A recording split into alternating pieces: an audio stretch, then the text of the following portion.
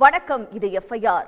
நாட்டில் நடந்த பல்வேறு குற்றங்கள் மற்றும் அதன் பின்னணி பற்றிய தொகுப்புகளை இப்போது பார்க்கலாம். மத்திய பிரதேசத்தில் அரசு பள்ளி தலைமை ஆசிரியை துப்பாக்கியால் சுட்டுக் கொன்ற +2 மாணவர்கள் பள்ளி வளாகத்திலேயே அரங்கேறிய அதிர்ச்சி சம்பவத்தின் பின்னணி ஆகியவை பற்றி தற்போது பார்க்கலாம். நகைக்கடை உரிமையாளரை தனியார் வாகனத்தில் அழைத்து சென்றதை கடத்தல் என ஊழியர்கள் தவறாக புரிந்து கொண்டதால் பெரும் பரபரப்பு ஏற்பட்டது. திருட்டு நகை வாங்கிய வழக்கில் விழுப்புரம் போலீசார் எடுத்த நடவடிக்கை கும்பகோணம் நகைக்கடை உரிமையாளர்களை 2 மணி நேரத்திற்கு மேலாக பரபரப்புக்கு ஆளானதன் பின்னணி என்ன? இரும்புத்திரை திரைப்பட பாணியில் புதுக்கோட்டையில் வங்கிக் கடன் மோசடி அரங்கேறியுள்ளது.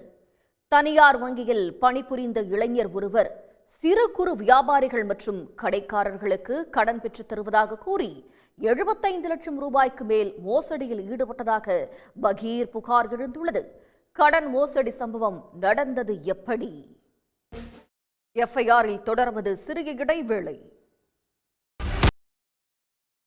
கும்பகோணம் அருகே பட்டப்பகலில் மினி பேருந்து ஓட்டுநரை 3 பேர் கொண்ட முகமூடி கும்பல் சரமாரியாக வெட்டி கொலை செய்துள்ளது.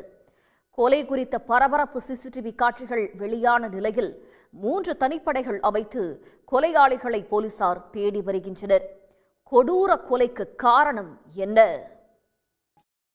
சேலத்தில் பிரபல கார் விற்பனை நிறுவனத்தில் 12 லட்சம் ரூபாய் கையாடல் செய்த இளம்பெண் கைது செய்யப்பட்டுள்ளார்.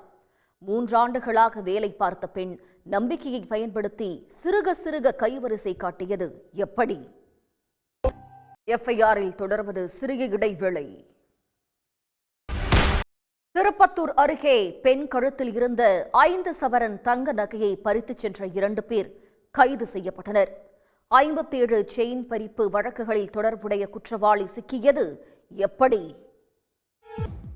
புதுச்சேரி அருகே தீபாவளி சீட்டு நடத்தி பல லட்சம் ரூபாய் மோசடி செய்த தம்பதியை போலீசார் கைது செய்து சிறையில் அடைத்தனர். 40 பேரை சேர்த்துவிட்டால் ஒரு சீட்டு இலவசம் என கூறி கைவரிசை காட்டியது எப்படி? இத்துடன் எஃப்ஐஆர் நிறைவு பெறுகிறது. நன்றி, வணக்கம்.